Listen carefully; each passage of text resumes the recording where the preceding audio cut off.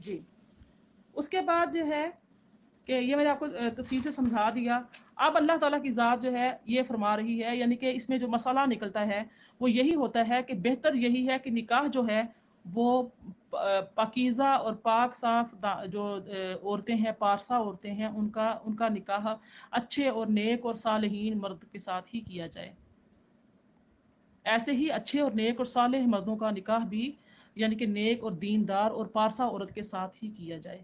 اس معاملے میں کسی قسم کا کمپرومائز، کسی قسم کی لالچ جو ہے اسلام کو ناقابل قبول ہے. اس سے اپنا ہی معاشرہ، اپنے ہی گھرانے، اپنی ہی نسلیں، اپنی اولادیں، اپنا خاندان ایسے کبھی گناہ کی لپیٹ میں آتا ہے. زندگی بھر اولادوں کو، نسلوں کو تانے سننے پڑتے ہیں کہ تیرا باپ یا تیری ماں ایسے کریکٹر کی تھی.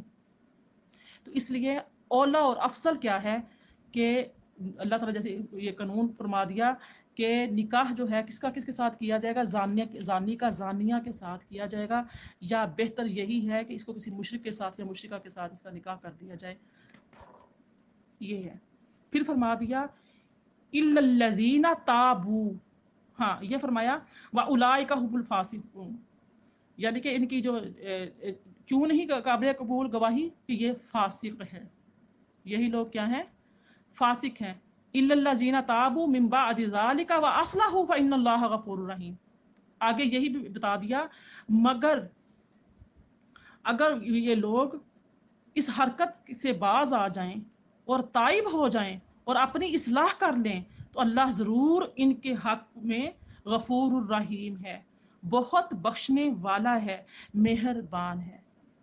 یہاں پر پھر میں متوجہ کروں گی آپ کو اس مسئلے کے اوپر کہ جن پر حد قذف جاری ہوئی اور اس کے بعد وہ اپنی اصلاح کر لی، انہوں نے وہ تائب ہو گئے، تو اب جو ہے یہ نہیں کیا جائے گا کہ یعنی کہ اب ان کو تانا میں نے دیے جائیں اس چیز کے کہ آپ تو یہ تھے، آپ وہ تھے. اب وہ فاسق نہیں رہیں گے.